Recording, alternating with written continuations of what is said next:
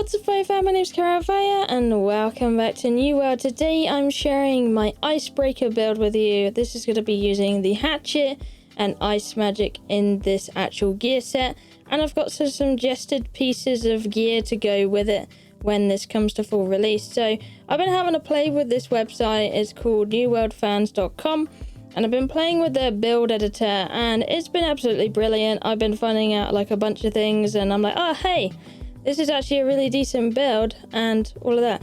So I've made up a build that I think is pretty decent. I want to see it in action. It's going to be some fun when I can get it to that point. But for now, I just wanted to show you what I got going here. This is my icebreaker build. So the build will give you 194 strength, 5 dexterity, 150 intelligence, and 100 constitution. 5 focus. Of course, we're not really doing dexterity or focus in this build. The weapon damage for the first weapon I have chosen, 844. Second weapon is 714. Physical armor is 710. And the elemental armor is 862. HP being 8,374. And the equipment load is normal. So if you didn't know, in New World you have weight classes. You have light, normal, and heavy. And I've gone for a normal build. So going into the trees here, I've gone for a full berserker tree on the hatchet side. That way you got lots of different bonuses here, and I'll talk about those more in detail. We also got ice magic as well. So I've gone for ice pylon, ice shower, and ice storm. And hopefully this is going to make use of frostbite and the slower effects on here. And we're going to be able to do some critical damage. For my gear, it's a mixture of some really high level gear. This is legendary stuff. So like I said, this is really end game kind of material. But for now, you can build upon this and get to the point where you level your hatchet and your ice magic up to be able to get to some point where you may be able to get this in the future. But let me go over it more in detail. Let's have a chat. So the idea here is I wanted a jack of all trades style build. So I wanted something that was good in solo and group play. I wanted a DPS build. I wanted something that was good at close and range combat, because of course if something's running away from you, you don't want to be dashing after it. You just want to shoot it and it's gone, you know. And then you also have the option of close combat when things get close and hairy, so you're good at doing both. You know, you have that ability to do both and you're not like stuck being well, tail-ended into something else. It should work for a range of activities and stuff. You might need to like maneuver some things to be better for certain modes, but I think it'll be fine just as it is. It will work for expeditions just fine, PvE and PvP play. So the idea with this build is I based it around a lot of the items having a cooldown reduction. That way your abilities can come back quickly to be used again. So a lot of the legendary items as well I've picked here have like a cooldown reduction, so things are going to be coming back snappy quick and all of that. But of course, with that kind of thing, you're going to need mana to fuel the ice gauntlet and all of that good stuff. So usually with this build, you'll be wanting to aim for the back of the creature as much as possible. And it will work very well with a tank if you can find one. So of course, if you've got a tank taking the aggro, then you have full access to the back.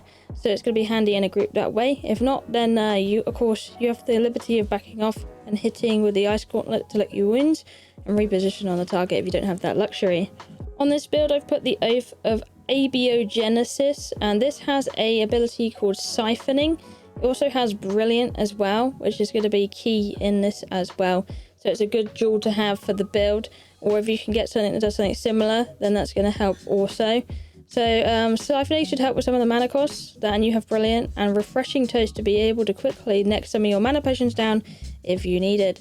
You could also always adjust the accessories to be more mana based if you're finding that it's not restoring it as fast as you need to. So that's the thing there. Also, critical damage is also nice since you'll be hitting the back. You also got a better chance at it, and it also has bonuses on both weapons. Both have critical hit abilities. So going more into the Ice Gauntlet now. With the Ice Gauntlet, you'll be wanting to keep things cooled down.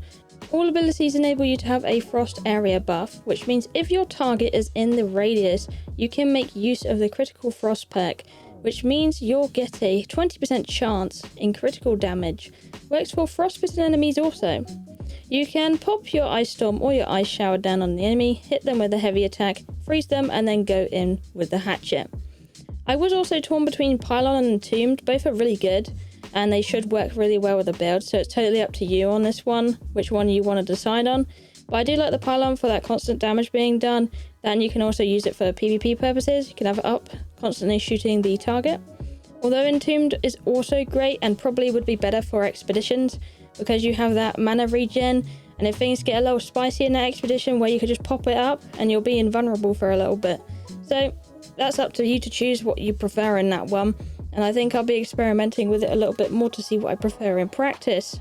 Having a look at the picked out skills a little bit better, we have the Ice Shower, so that summons a shower of ice that creates a frosted area approximately 1 meter by 5 meters.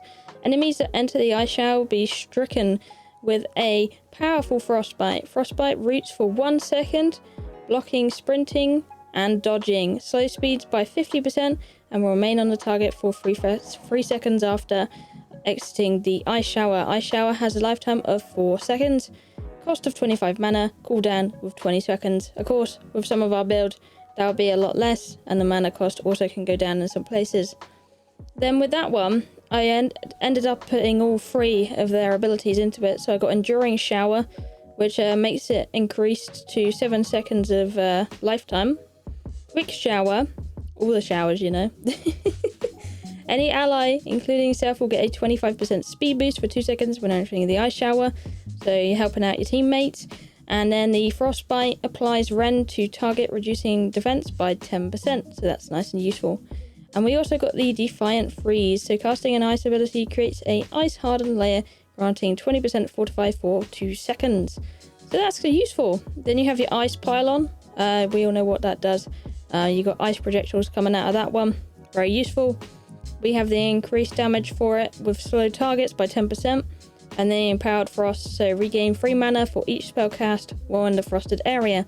So you're probably going to be playing it a little bit close as well. So you'll be in that frosted area, especially if you put an ice pylon on yourself and you stand on the ice pylon and it's shooting at the enemy while you're at the back. You could work it very well with that. So it's got a little bit of builder in there. Then we have the Ice Tempest that's also in there. You got Cold Reach, which increases damage of light and heavy attacks by 15% for targets further than 15 meters. And then you also have the increased critical damage of ice spells by 15% when at full stamina. So you get your stamina up to full, you go hitting, you might get a crit there. We also have the recover 15 mana after triggering a critical hit on a target. So that's going to be very useful as well. I also did the full tree for Ice Storm. So this is a lovely ability. A range attack that deals 17% weapon damage every 0.25 seconds and slows the enemy within 5 meter radius frosted area. Has 25% slow, 20 meter range, and 5 second duration. In there, it has Weakening Gust, so incoming damage is increased by 10% for 3 seconds to enemies in an ice storm if below 50% health. So you got a little bonus there. And then you have the Ice Storm mana is decreased by 80% at full mana, so there'll be a decreased cost. And then you also have the increases damage by 10% for each enemy in the ice storm, so if you have a lot of crowd in there, you got some good crowd control. This also comes with Gathering Storm, so hit with 3 consecutive light attacks to grant the player 15 mana, so you can restore some mana there, as long as you've remembered to do that. And then you also have the increase of critical chance of hitting an enemy in the frosted area or with frostbite by 20%, which is going to be an incredibly high chance for this build. They're going to have frostbite or be in the frosted area if you're doing it right, so you're going to get that increased chance to do the critical. We also have Heavy Freeze, so heavy attack will freeze a target if in an ice storm or with frostbite for 1 second, so you definitely want to take advantage of that. And then the final ability that we have in this tree is Ultimate Chill. So I decided this over the other one because I didn't really want to go too hard on the Ice Pylon because I want that to be a switch outable one to do. But the Ultimate Chill is really good. So ice abilities chill targets, increasing ice damage by 35% for 3 seconds. So you could actually stick a gem on this as well to make it out a little bit better if you wanted to with the ice damage. But that's pretty much what I got for the Ice Gauntlet. Okay, so let's talk about the Hatchet part of the build. Fast behind attacks, this would be your main damager. So this is going to be the powerhouse of your build here. It's going to be really good. You'd want to cast Berserk first before the rest, that way you can't be staggered and you got that really nice Berserker refresh healing and increased movement speed. You can do it before or after. I would say before is probably better, depending on your situation. If it's PvP, then you maybe want to hold on to it a little bit longer, in case you want that healing or you got to get out of a sticky situation. And then for Feral Rush, to get the most out of it, you want to make sure you're attacking at the back, because you can cause the root effect to immobilize your target further, opening an opportunity to use your Raging Torrent ability to get a ton of damage in, and you have that extra haste to get away. Now for the Hatchet, it's all the Berserker tree. We haven't got any throwing abilities in here. A fully decked out tree. So of course you got Berserking mode. This is really good because it increases the attack damage, and you have that as a good bonus. And then we have the Enraged Strike. So if the target's below 30% health, light and heavy attacks deal 20% more damage. Accumulated power. After 3 successful light attacks against the same target, gain in power, granting a 30% damage increase for 3 seconds until the next attack. Really OP. With a Berserker as well, we got a fully decked tree again, so you got a movement increase by 20%. You also have some other stuff going on here, where you get your health back every 4 seconds to a maximum of 30% of your max HP. So you can heal with this actual build. And triggering Berserk removes all crowd control effects, so you can remove stuns, slows, and roots from the player. So this could help with PvP or even in expedition kind of content. And also while you're in Berserk, your attacks are uninterruptible, so you cannot be staggered when you're Berserked on this. So this could be very useful also. If someone's staggering the crap out of you, just trigger that, and then the cooldowns should help as well, to get that Berserking back up again. On the side, we also have the Relentless Fury. So after a successful heavy attack, you gain in power, granting 30% damage after 3 seconds, or after 4 attacks. You also have the Desperate Refresh, so all cooldowns are reduced by 2% when hitting an enemy with an attack while your HP is below 30%. Very nice stuff. And Raging Torrent is another ability that is nice. So that's the 4 fast attacks, and you'll be dealing 90% weapon damage. So that's a pretty big one. It's going to hit pretty hard. And hitting a target with Raging Torrent grants haste, increasing movement speed by 20% for 6 seconds. So you're going to be a speedy one. And then press light attack at the end of Raging Torrent to deal a final attack, dealing 120% weapon damage, which is absolutely insane. So that'll be 5 hits instead of 4 that you'll want to combo off of that one.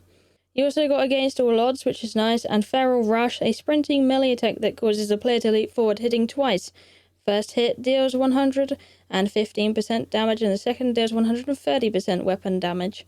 This comes with Dispatch, which is again, if your target's below 30%, Feral Rush does 20% more damage, so that's going to be really good. And then if Feral Rush hits a target in the back, which you want to do, it's going to cause Root, immobilizing the target for 2 seconds. Every second counts when it comes to these things, right? Especially if you're doing some kind of expedition or anything. You're definitely going to want to immobilize your target if you can. With how I've kind of positioned the attributes that you get, so the strength, the constitution, and intelligence, you get a bunch of benefits. So the point bonuses on here goes as follows. You get a 5% damage bonus to melee weapons and light attacks. This build's actually surprisingly very, very good at mining and having a nice encumbrance perk as well. So it can harvest too, surprisingly. So that works out pretty well. So if you want to do a lot of mining of ores with this actual build, it actually works out pretty well as well. It's okay, but it's pretty nice to have as an addition. So you have a plus 10% mining speed, plus 10% damage to melee weapon heavy attacks, plus 20 mining encumbrance, and a plus 50 stamina damage from melee weapon light and heavy attacks. You got a minus 10% decrease in weight of mined and mined items. And then you have a plus 10% damage to stunned, slowed, or rooted enemies. So that's going to help with your rooting effect, of course, when you go ahead and do it. Then you have a plus 10% mining speed with this as well. So again, really good at helping with the mining. A plus 10% damage to light and heavy magic attacks. A plus 10 harvest speed. And then you have a plus 10% critical hit damage. So that's going to help with more of the crits in your build, which you do want to have, very much so, especially with the Hatchet. And then you have your 5% chance to get 1 A's off when harvesting. That's lovely jubbly. We always like some A's off. A plus 15% to elemental damage. A minus 10% decrease in weight of harvested items. So that's all harvested items. and all healing consumables last 20% longer. So if you have a mana potion or anything like that, or anything along those lines that's going to heal you, that's going to be great. Sorry, not mana. And then you have a plus 10% logging speed, an increase in max health by 10% of your physical armor, and a minus 10 reduction on all your durability losses for tools. So it's a pretty spicy build, not gonna lie. I've pretty much just been fiddling with it most of the day, and let me know what you think about it actually. If you like it, what would you change about the build if you could, and all of that good stuff. And oh, before I forget, let's talk about the gear a little bit more. Now, I could have done this a little bit better in some places, like you'll notice some of the gem slots aren't slotted in, and I could definitely take a big advantage of that in different situations. But the idea here was, with a lot of the things, you want to kind of take like the threat level off yourself as well. So the tank takes all the threat, so he takes the aggro, and you don't take as much aggro because, of course, you don't want to be taking aggro because you're a DPS. You're not a tank.